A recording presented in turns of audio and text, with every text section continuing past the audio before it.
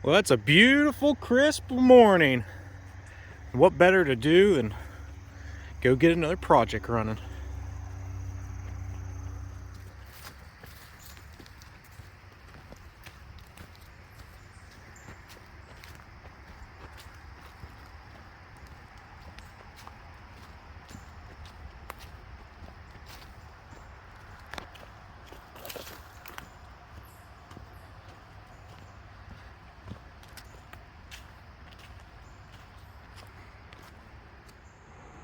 Well, here's the next project. It's in this old building. That's kind of neat. Authentic oil field pump house from 75 years ago. I actually moved this building to my property. So if you haven't seen that video, shame on you. You should go watch it. But the building's not what this video is about. It's this engine. If you watched my last video, that engine that I redid was what was considered a farm engine and was used on farms and ran farm implements, corn shellers, corn grinders, log, like cord saws, anything you built up to it. This was made basically strictly for the oil field. This is made by the Myrick machine company, or I think maybe Luther Machine Company. I forget which, but it's a 4 horsepower Myrick Eclipse engine. Some neat things about it is it actually has no spark ignition. This thing here is a chimney, and inside of that chimney is what is called a hot tube. Basically, it's just a rod that's hollow on the inside, and the top of it's capped off, and that rod is heated up to like a dull orange color, and this engine runs off of well gas. Originally, it had been the gas off of the wellhead. This thing pumped oil, so oil gas kind of goes together. It ran off of that. They lit a burner, which is right here, that went into the side there. Lit that, had a flame inside there to heat that little tube up. Like I said, to a dull red, the engine would run off that. That was a source of ignition. You had enough gas to go up inside that tube. Like I said, it's hollow, to create ignition, and the engine would run. Another feature, this is a vertical engine. That last video that engine was considered horizontal. The piston laid down, parallel with the ground. This is vertical. Something else, it is also air cooled. It's got a fan. It's got a fan, and it's like a big giant Briggs & Stratton or a Honda motor. It's got fins around the cylinder for cooling, to transfer the heat. The fan runs off of a little round leather belt that goes from here down into this groove. On the flywheel, it'd spin in the fan, blow air across the cooling fins to cool the thing down. This is a little clutch pulley that I'll need to get freed up, because my end goal with this is to get this engine running, to go with that pump jack and make a working display of an oil well from, we'll just say, the 20s. I just happened to have a vintage ad from the Myrick Luther Machine Company, the Myrick Eclipse. If you can see there, Luther Machine Company made the pump jack and the engine, and I just happened to have an advertisement that shows this engine, that pump jack, and outside this thing they call a wellhead I got laying on the ground. That is actually supposed to go right there like so. There's some parts missing off of it. That's your wellhead, where the oil would pump the oil out of the ground. That would be the top casing. I'd connect to that with the rod. The first thing I think I'm going to do is I need these sawhorses. I'm going to take them inside and make a little mock-up workbench so I have something to work off of. So I'm going to delicately, there we go, remove this lumber off of it and take them in.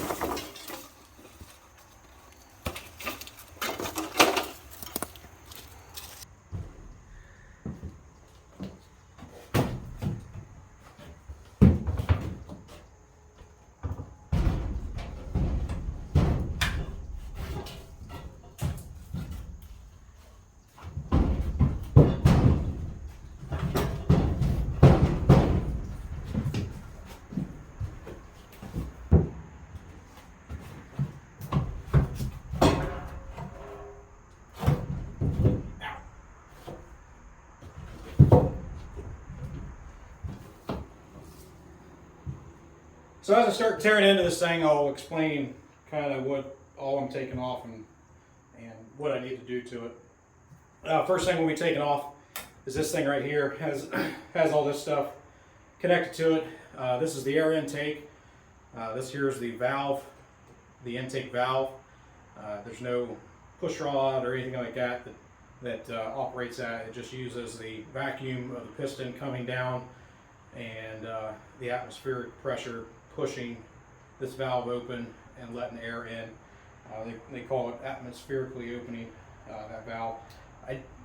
It's not stuck real bad, but it's not moving either, so I guess that's the definition of stuck. This is a regulator.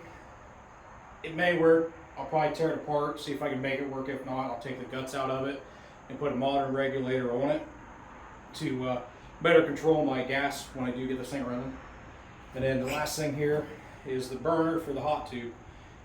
I'm not going to explain that now, just for the simple fact that the hot tube itself could be probably a 10-minute video, just how it works, and we'll do that later.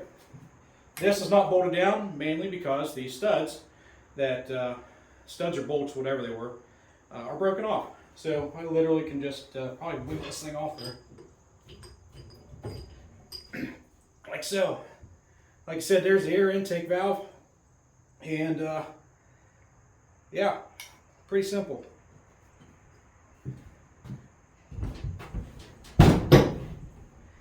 Take the head off next. Gotta take these bolts out. Of course, it wouldn't be the right size.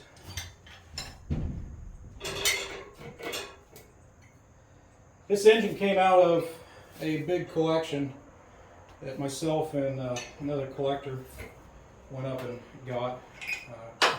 He had purchased the collection.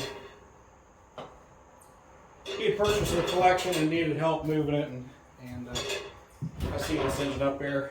Been wanting one for a few years at the time, which this was like 6 or 7 years ago, and I bought it off of him, and it's sat out in this woods ever since. The head wasn't completely bolted down, and I have a feeling that being out in the woods and knowing how well mice like to crawl into really small spots, I'm guessing there's probably going to be a mouse nest in there. So that could be bad.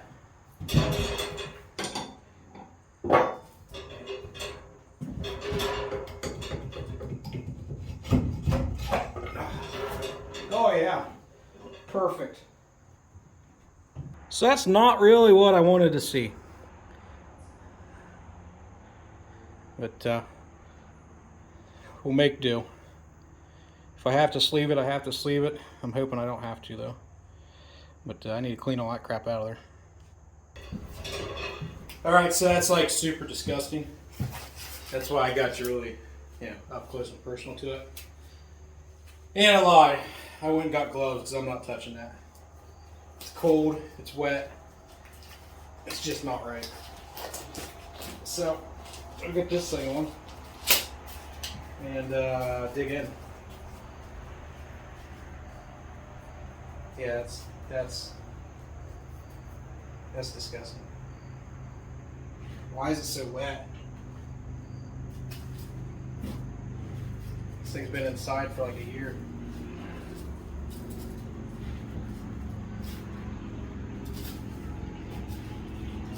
Oh, it stinks.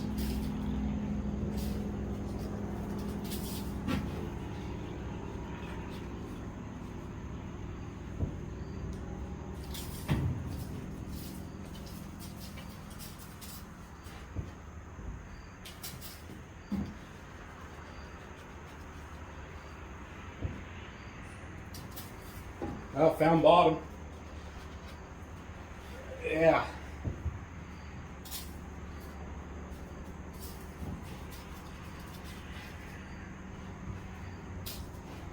That's disgusting.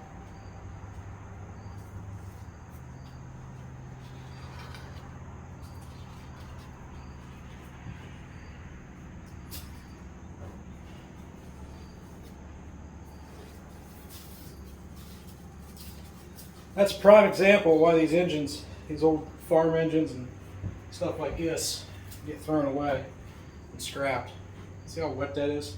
This thing's been inside for at least a year, and all that stuff caked in there. I'm sure it's done a number on this cylinder. I can probably hone it out and be fine, but it's one of the main reasons these things get stuck. I'm peeling off what's left of the head gasket now.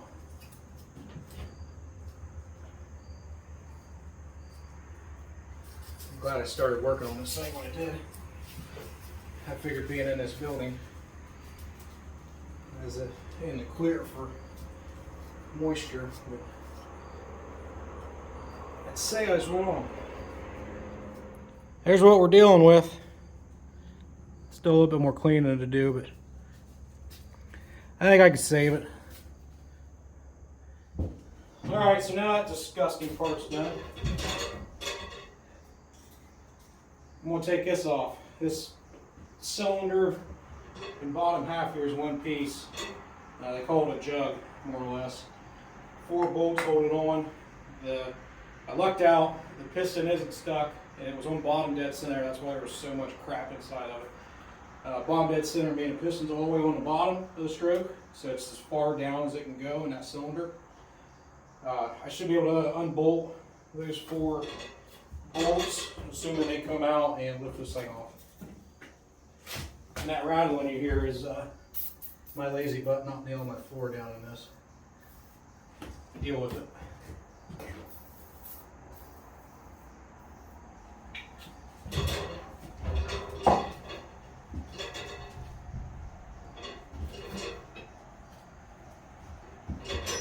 Again with the wrenches. Good. Rookie.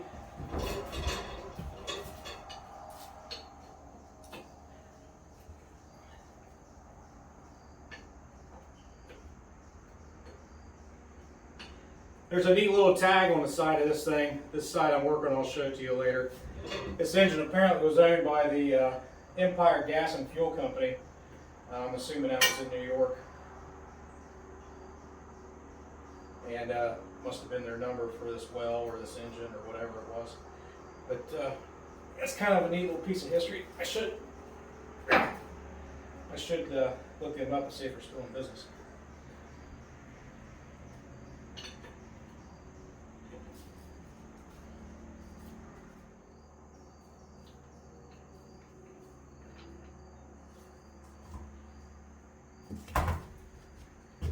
In theory, this thing should lift off there.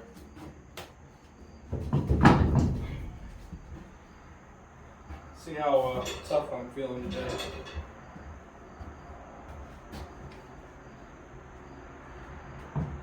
Yep, not that tough.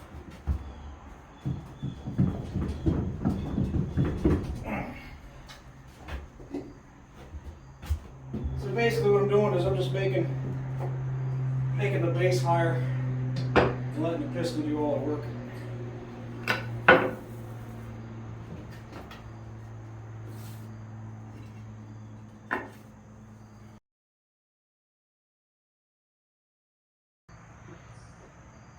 You see that bolt right there? The piston right there. That thing there is coming down and hitting that bolt. Won't go past it. So I got to take that out, and now this thing might come off. Well, I get to undo all that work I just did by raising this thing up. Got to take all my blocks back out and get that bolt out.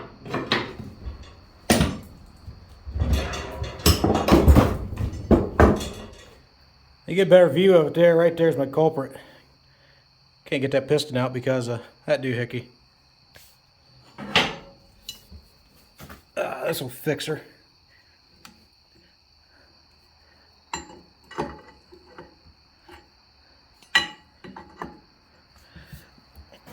I love when these things aren't completely tight. It makes them come apart a heck of a lot easier.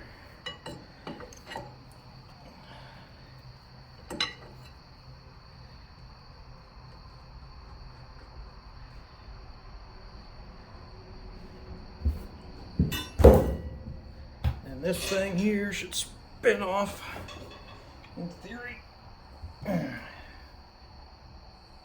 In theory, I know how theory works.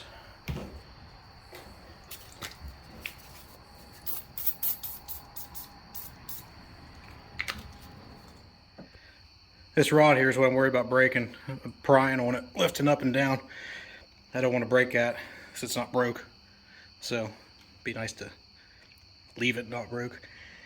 So that's on this rod, or this lever here is on a rod that goes inside, and it's just a shaft. It's just tight. So I'll keep trying at it and try not to break it. Well, after some deliberation with myself, I'm not going to mess with that. Can't get it. I don't want to break it. So leaving that alone for now. What I'm going to do is leave the piston in the cylinder, and I'm going to come down here to the end of the connecting rod, take the nuts off the connecting rod, and pull the cylinder and the piston out all at once, and mess with getting the piston out later. There's a nice little lovely chipmunk nest.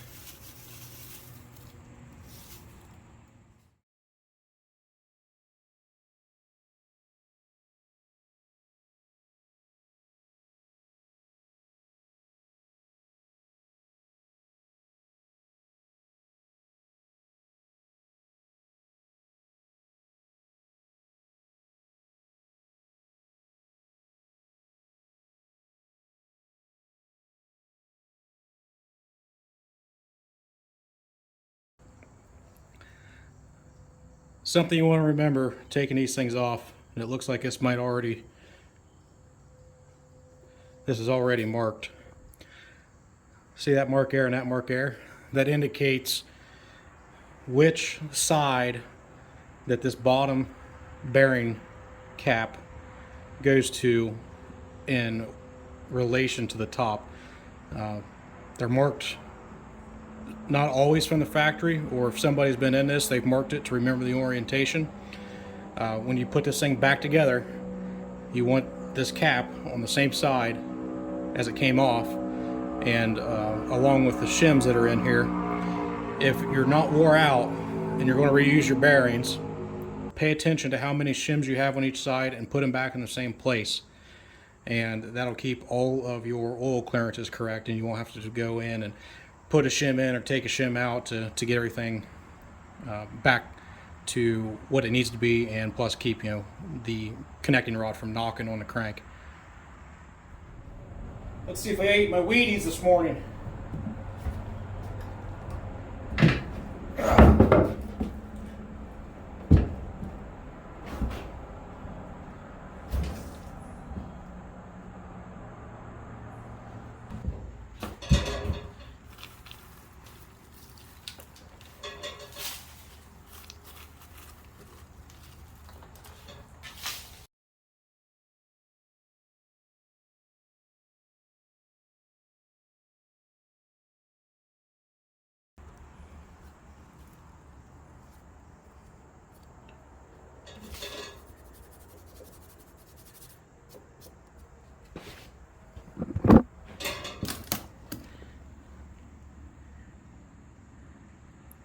Apparently this is engine number 2077.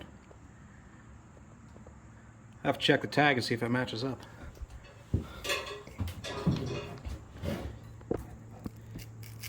There's that Empire and Gas and Fuel Company tag I was telling you about.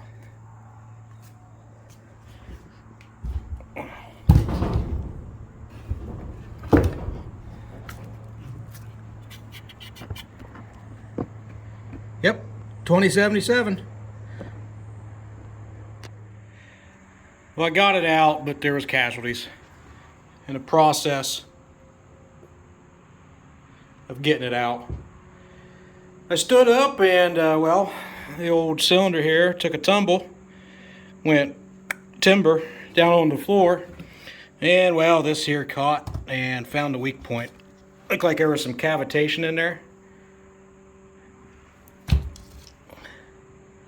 You can see it better there. Some cavitation in that casting, and the weight of that cylinder coming down on it said nope. Luckily, I got a hold of a buddy of mine, and he's got one that's not broke, and I'm going to use it on this engine and just replace that one so this thing has no brakes on it. Well, that's off. Broken, but off. Man, I'm still ticked off about that. Anyway, I'm going to try to pull the piston out now.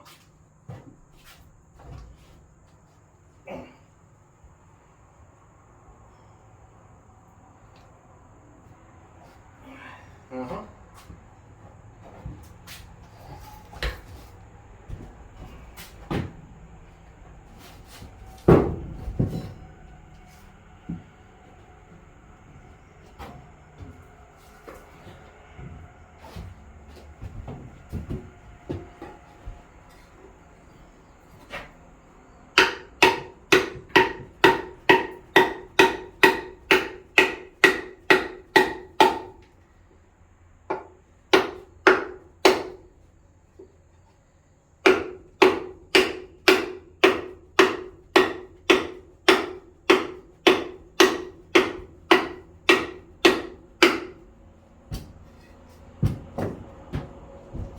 Slowly but surely.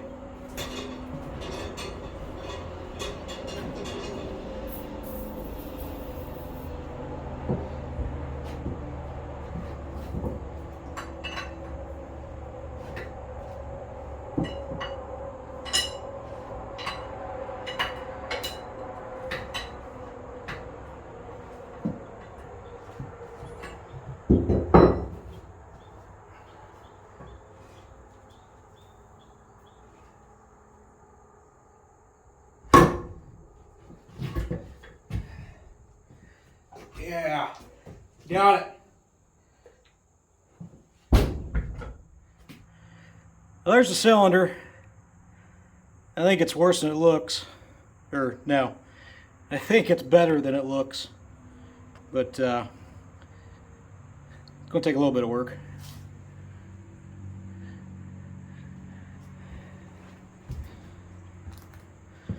I think I'm going to call her quits tonight. I'm already irritated because I broke that piece, and I really need to clean up in here. Get all this dirt out of here, and that way I can start cleaning parts and putting this thing back together.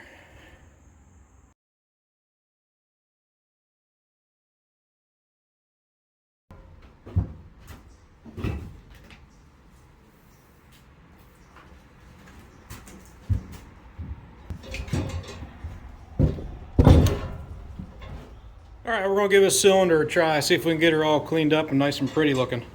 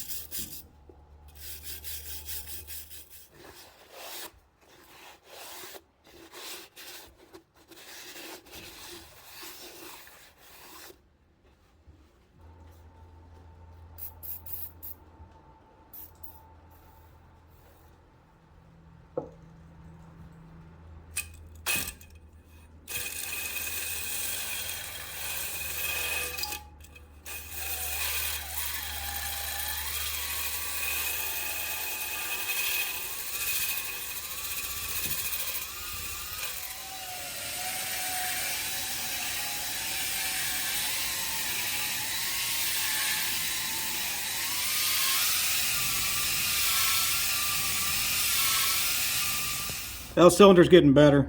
We'll work at it here a little bit more, but it's cleaning up. A little bit more with the hone. Get some of that darkness out of there. It's smooth, but should be good enough to run with that. So now I got the cylinder cleaned up. I'm going to take this off so it can spin freely. I need to take these two main bearing caps off. Same deal. Get that to spin freely. Get this to spin. Just pretty much clean the rest of the stuff up. So I won't bore you with that. I'm going to clean all this stuff and go to putting this thing back together. Here's some more little reasons I tear these things down, whether they look like they don't need it or not.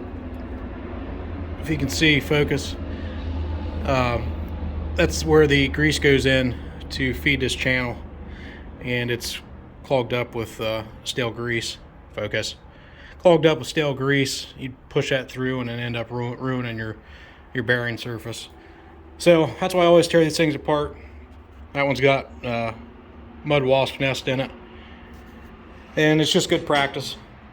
Just because the thing will spin over doesn't mean that it doesn't need some TLC to it. There, good as new. I got the cylinder pretty much cleaned up. A lot better than it was before. So I'm gonna get to working on the piston next. Well, you might know by now how much I like my heat. Putting heat on parts, get them freed up. So I got me a nice little fire going. Kind of a chilly day anyway, but using it to kind of loosen up these piston rings. You got to make do with what you got. So this shouldn't take much to get this freed up. I had it on the stove, and I think it got the majority of the rings to move. Yeah, that one's moving already. That one's a little bit tight still. Mainly what I do with rings when they're like this is spray them down with some blaster and just slowly work them back and forth. This bottom ring's free. That middle ring's free. And the top one's free. Just had a bunch of grime in it.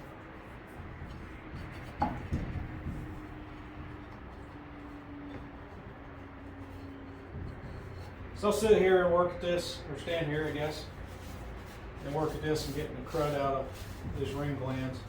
And get this. So I'm getting this piston cleaned up and it's checking the wrist pin here. And it's not supposed to do this.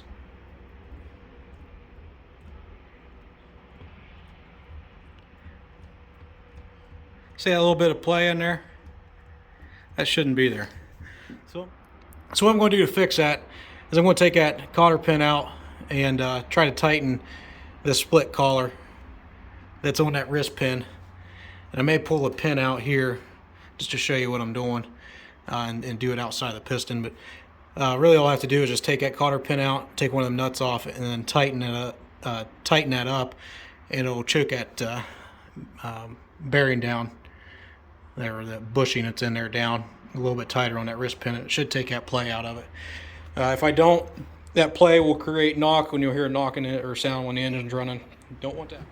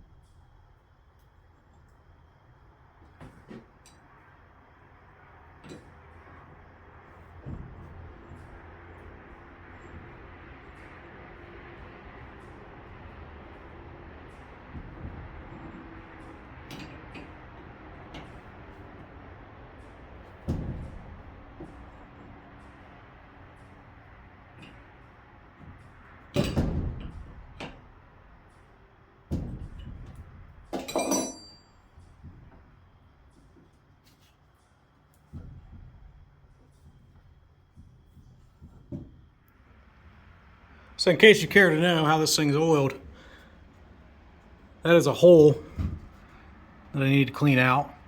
That goes inside the piston to that little pipe, where that little pipe goes, focus, to right there to go in and oil this bushing. And then also it runs down, the oil will run down the length of the rod into that little hole there and come out right there and oil the crank journal. Pretty simple, pretty crude, but it worked for years on these things. All it's left to do is this bottom end here, or on this bottom end is the two main caps. I'm going to pull them off and clean the bearings up. I sprayed a little bit of PB Blaster on that, and that freed right up. Weights are free. So I get this done, I can have this bottom end button up, put the jug back on it, put the piston back in it, and all will be left to do is get the head over here, get it freed up and moving with the exhaust valve. That's what this is. This is the push rod for the exhaust valve, and fix the stud issue on the intake, and get that done, put that on, and try getting it running.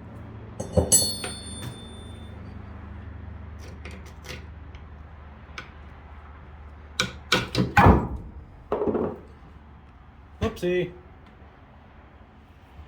As I was clearing these bearing caps up, I noticed that some of the hand scraping was still in the bearing.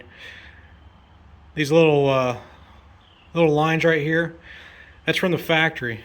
These are poured Babbitt bearings, and how you get your surface flat is a process called hand scraping, where after the bearing's poured and it's back into a solid form, you put in Prussian blue to show all of your high spots or your low spots, and then there's some special tools that you hand scrape these bearings to get the surface all the way across flat and true, so you don't have any high spots or anything like that.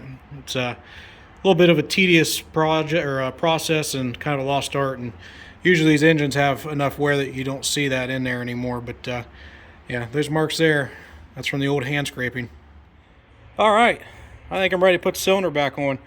I got all the bearings cleaned up, the flywheel's turned nice, pistons all cleaned up, cylinder. Let's start making this thing look like an engine again.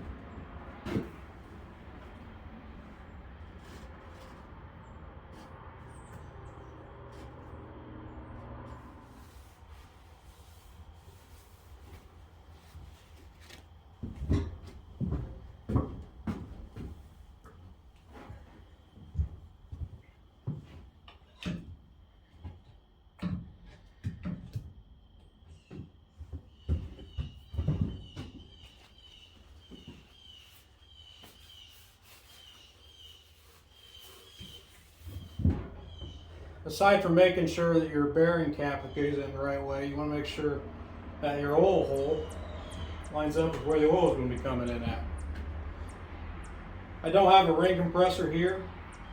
I think I can manhandle these rings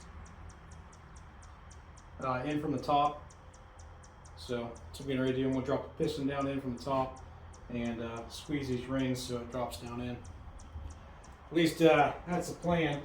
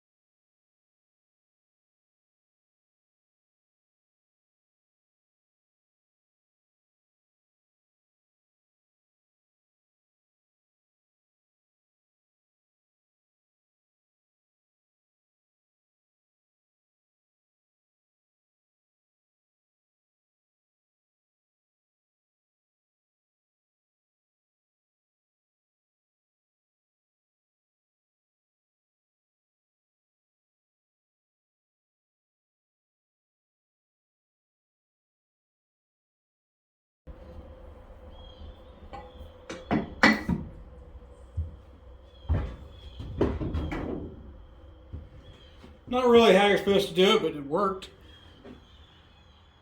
I'm getting the bottom end all buttoned up here. Got everything in.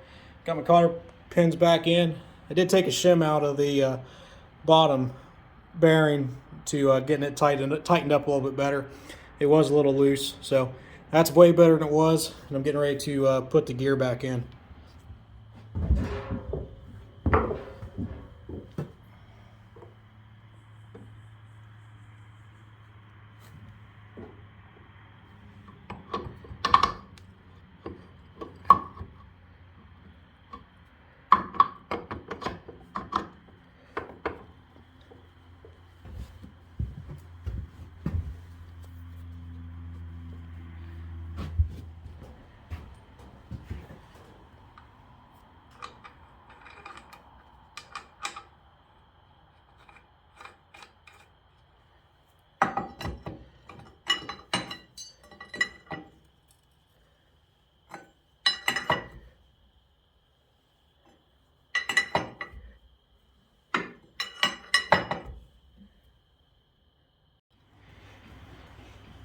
Well, she's back to resembling an engine somewhat.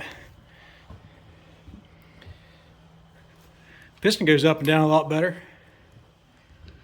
I still need to time this gear. That's not a big deal. But next thing I need to get to is the head. Alrighty then. Going to tear into the head here. Explain a little bit of it to you. This here is the push rod and the exhaust valve. Push rod here. Exhaust valve there, and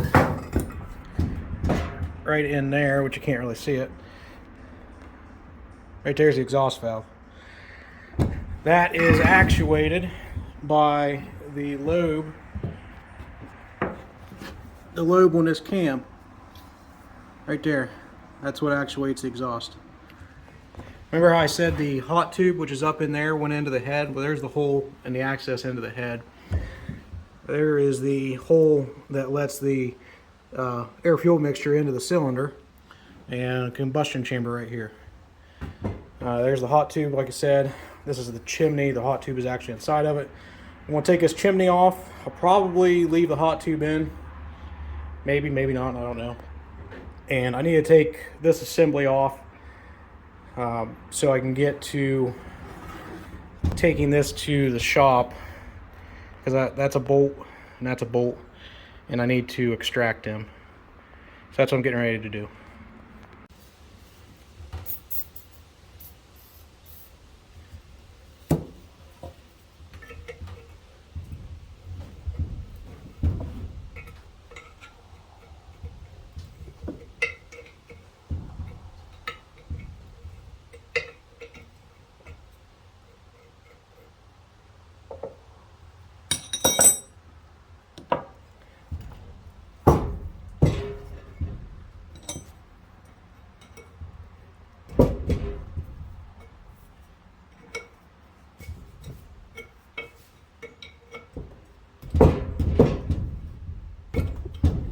Figures. Alright, so I'm going to have to take this to the shop before anything breaks. My little makeshift workbench isn't cutting it.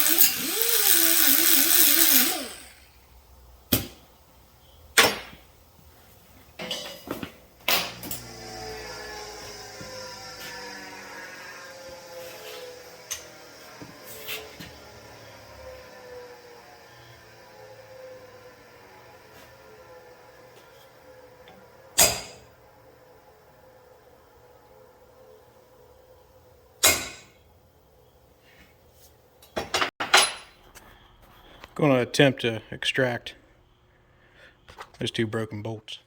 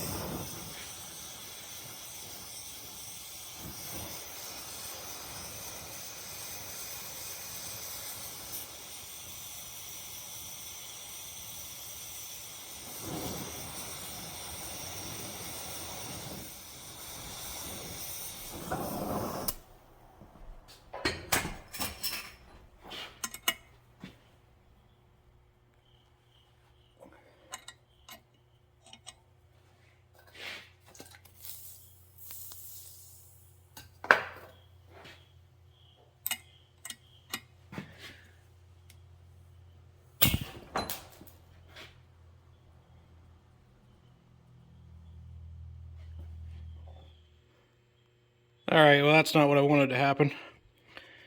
Focus. So that's tool steel, and that's going to be a pain in the butt to drill out. I went over here to take my frustration out on this one, and I will go back to this one, heat it up with a torch, try to take the hardness out of it, and then see if I can drill it. Alright, so heating it didn't work. So we're going to do the old weld the nut on trick. Take that nut, put it there, weld it on, and it'll back out.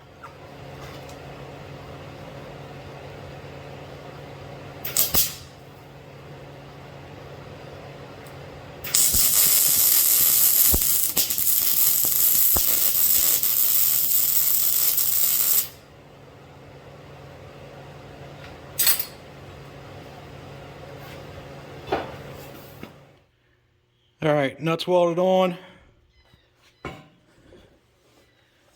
Get a wrench to fit on that and see if it'll come off.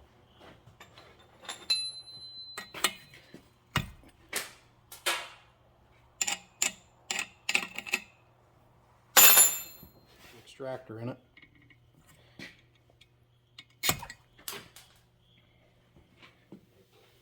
Well, apparently I can't weld because I couldn't get a nut to stay on there. So I got it drilled out. I'm going to try to tap the hole now.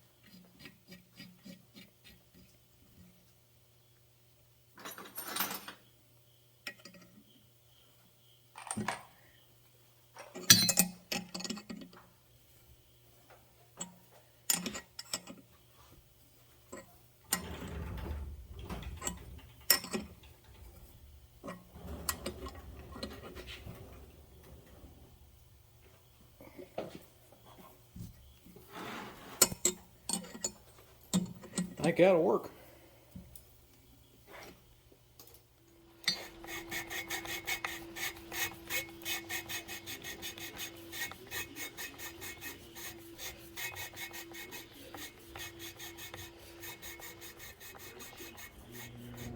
Pretty much down to the last thing here. I'm going to get to working on the intake valve. Literally all it is just an elbow. It's got a valve seat on it. Nothing real fancy. I think I want to take it off of the regulator here, and that way I can get everything cleaned up and seat this valve back in, or lap that valve back in. Those little holes you're seeing in the valve seat, that's where the gas comes in through this pipe, and when that valve opens up, it gets mixed and goes into the cylinder and causes combustion. So I'm going to get some valve compound and lap that valve back in, and it's pretty much how it should be.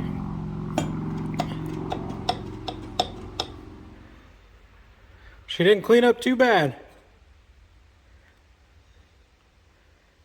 Should be able to run on that.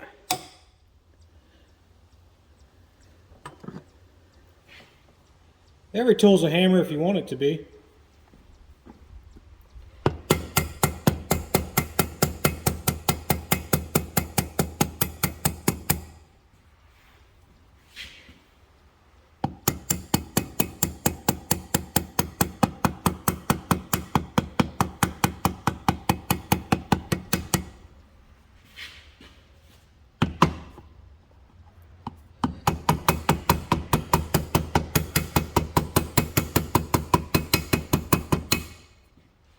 Gaskets are made.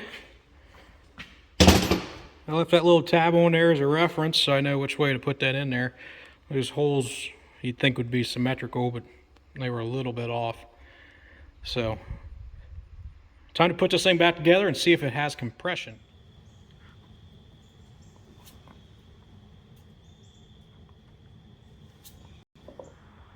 This is how the exhaust push rod works. Like I said, that cam goes up and hits this, which forces that up to open the exhaust like that. And there's supposed to be this spring right on there, which I'm getting ready to put on, which is what returns the exhaust. Well, it's time to put the head back on. Got a little head gasket made here. See if she fits.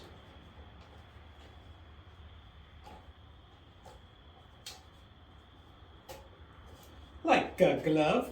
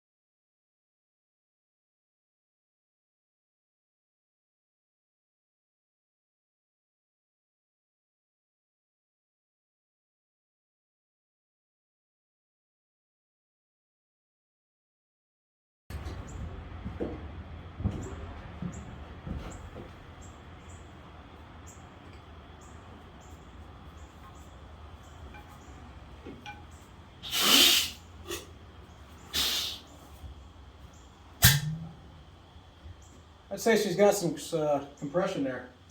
Woo!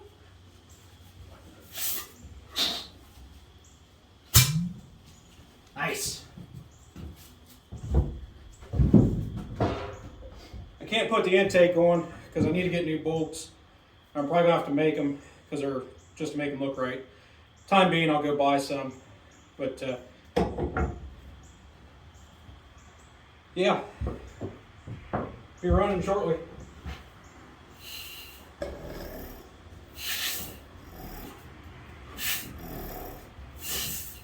Nice.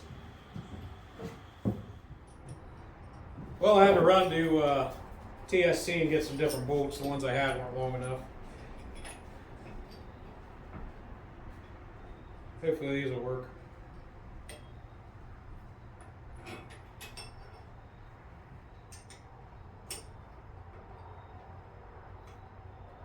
Get this thing on there. Should be able to tell how much compression it's actually got.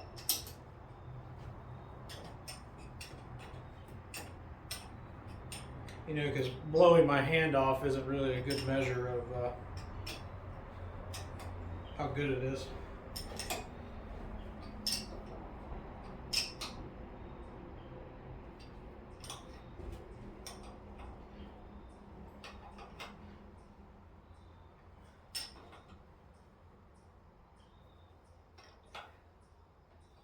These bolts will be temporary. I'll get some high crown bolts to put in it. That's a little more accurate. Moment of truth.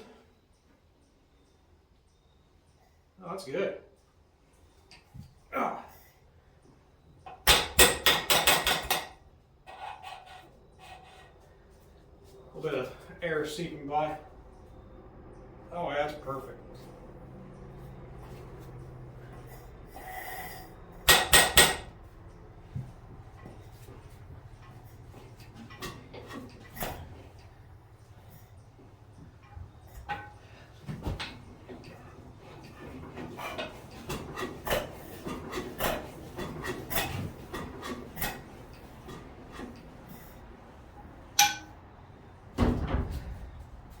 Still need to time the exhaust, it's not quite right. But she got compression. Nah. So I'm getting ready to put this engine in time like I said I needed to do. And if you've watched my other video, I talked about these engines usually come with from the factory some timing marks. Right there is the timing mark on this gear. All I had to do was clean the crud off of it, and it unveiled to me those. So I got to thinking, all right, well, there's marks there. There should be some marks on that gear, but surely if it was me putting this thing together back in the day, I wouldn't put them on the outside. I'd put them on the actual teeth. So I got to cleaning on that. And let me find it here again.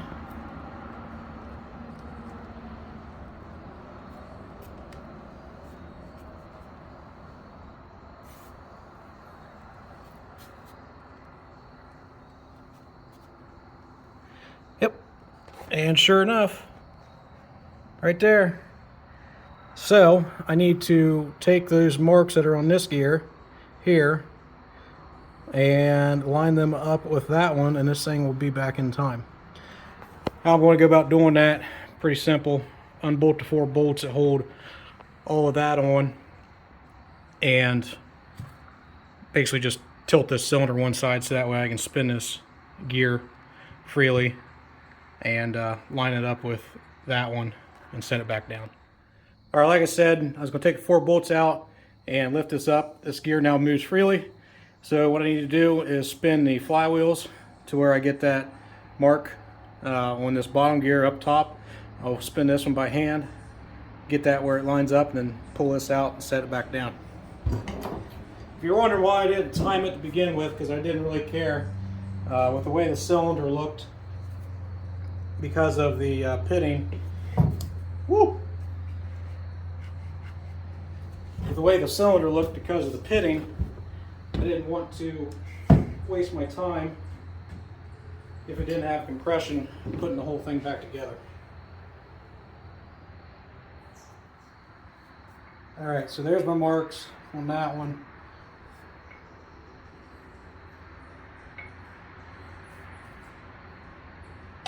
Got that straight up and down.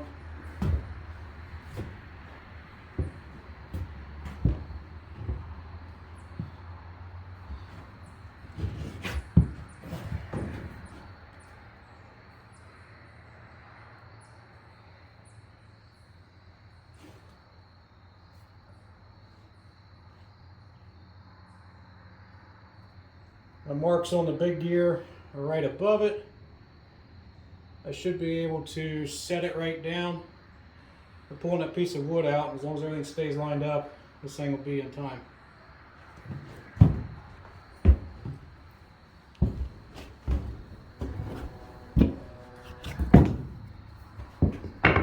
Didn't really want that to happen.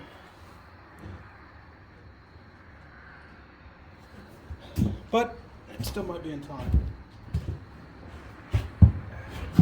So what I mean when I say putting this engine in time, what I'm timing is the exhaust valve push rod to open the exhaust valve, which is in this valve chamber, at the right time. It needs to be timed, like anything else, modern engine, to let the exhaust out at a certain point in time during the exhaust stroke. So that's what I just did. I timed the cam lobe that is on this gear to lift this push rod to lift the valve to time the exhaust. The engine itself is actually timed with the hot tube, and how that's achieved is the length of the hot tube determines the timing of the engine. There's a lot of science behind it, but the basics of it is the length of the hot tube and how hot you get it times the engine. That's the short version. So all that's left is the piece that I broke. Once I get it back from getting fixed, throw that on there, and I need to hook up the gas plumbing on it and should be able to get it going. All right, I got the new D10 arm here for the latch out on this. It did get a little bit of repair on it, but it's at least not broken too like the other one. I had a little bit of wear on it. I had that built back up by a buddy of mine. I'd have shown you that process, but my buddy is a little camera shy, and he says the camera adds about 10 pounds. Well, I'll just add a picture of him. We'll see what you think. Anywho, put this thing on and one step closer.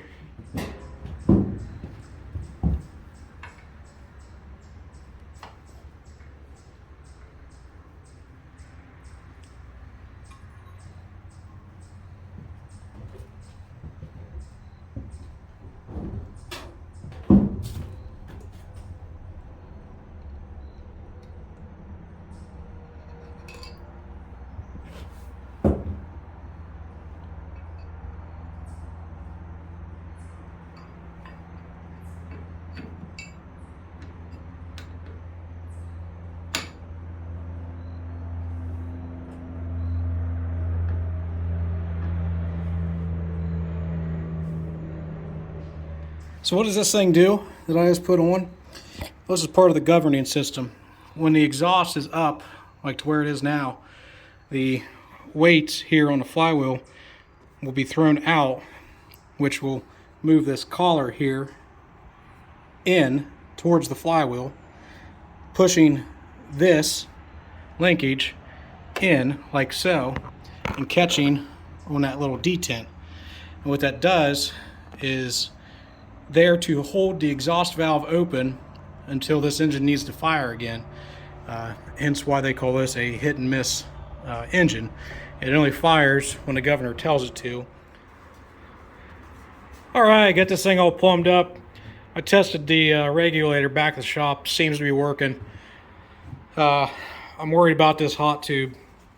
This engine was probably run on natural gas, which burns different than propane.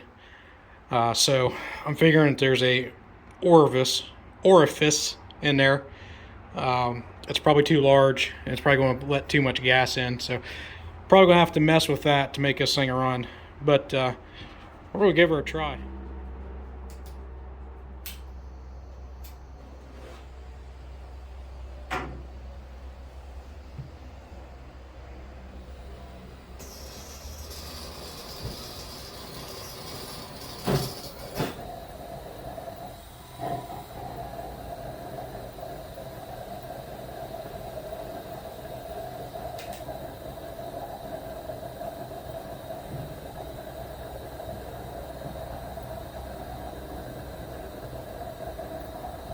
Might be working. So literally putting a flame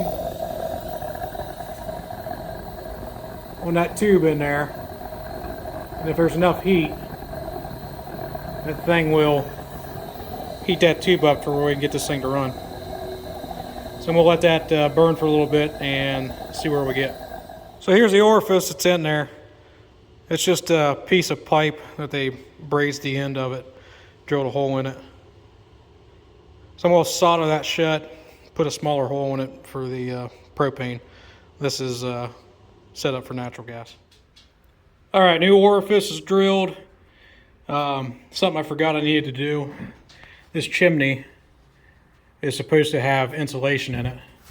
Originally been asbestos. This stuff here is called KO wool. It's for insulating boilers. I want to use it to put in that chimney. So we'll get that taken care of, put that in, and then try lighting this thing again. All right, so the hot tube's working. This I think's working. So we're going to try to crank this thing over and see if I can get it to run.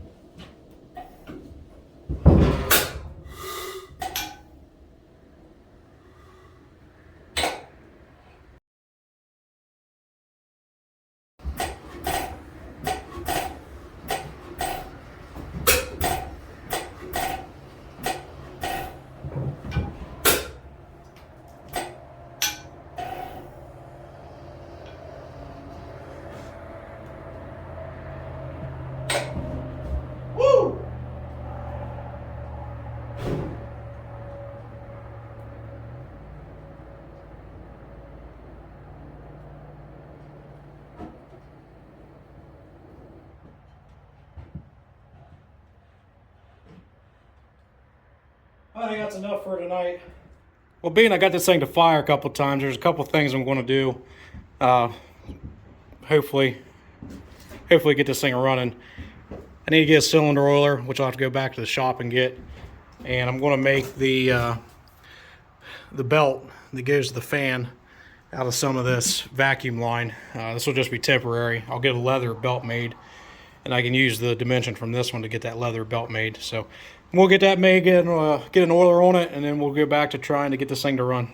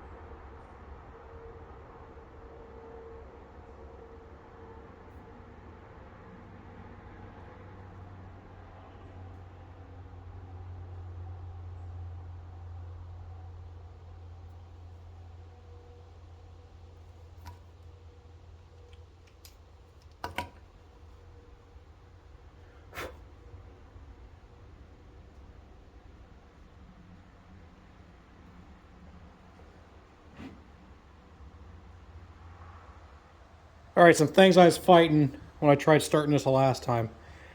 I was giving it entirely too much fuel. That big fireball came out, way too much fuel.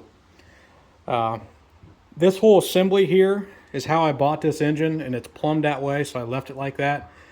This valve here should actually be 180 degrees facing up. So if you look underneath of it, there's some markings on it that tell you how much it's open. I was just guessing by turning it. Obviously went too far. And when I go to actually get this engine mounted in here, I'm going to replumb it, and I'll replumb it correctly. So that was one thing. And the other thing was, it was like 9 o'clock at night, and I was tired, and I knew I shouldn't have been messing with it anymore. So we're going to try give her another go. So the hot tube's hot. We'll give her a little bit of gas and start cranking.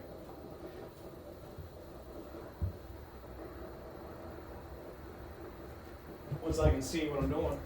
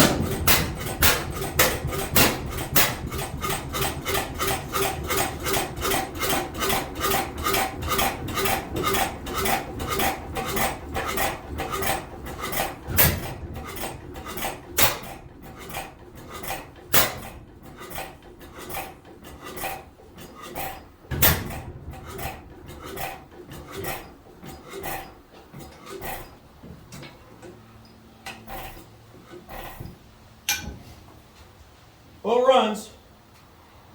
runs at its rated RPM. I'm going to slow it down a little bit, and I see it, my belt came off, but I'm going to adjust the governor on it and get it to slow down. That's running how it should have ran. I don't want it to run that fast. There's no reason it needs to run that fast. And we'll do that. Well, that's so good. Always turn your gas off. Anyway, I'm going to do that and fix that belt. I got all my fine tuning and the little adjustments that I want to do to this, and we're going to try giving this thing another shot. Right now the hot tube is warming up, so while we're waiting, I just want to say thanks for watching these videos I'm making. It's really given me some motivation to get some of my engines that I have, because I have quite a few. I like to buy them. Normally I buy them and they sit. Some friends of mine like to make fun of me calling them my stationary engine collection. So this has given me the opportunity to do something to get engines running. Plus I enjoy making the videos. The last one I did video wise it's up to like 58,000 views right now. So that makes me feel good that people are watching it and enjoying it and commenting on it. So just want to stop, take a second, say thanks. It sounds stupid, but you made this possible. You gave me the motivation to come back here and put this thing back together and get it running. So thank you. You hear that? She's running. I figured you'd see enough videos of me starting it that this is how I'd show this thing going at it.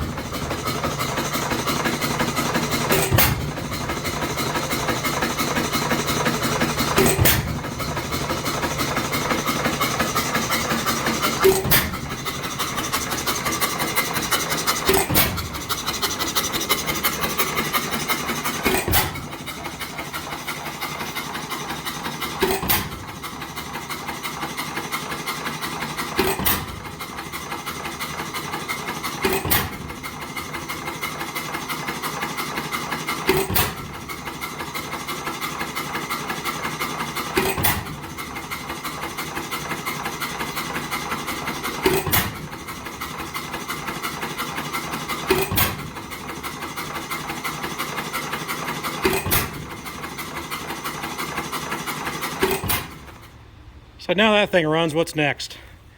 Well, what's next for at least this project?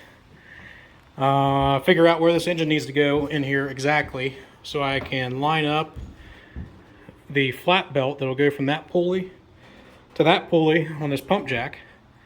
And then I need to tear into this pump jack and clean it up so it turns a lot freer than it does now. Mount it down to the ground, and then the exhaust and the intake for this engine will be plumbed outside. Once that's done, this whole display, whatever you want to call it, I think will be mostly finished. So that'll be another video, so stay tuned for that.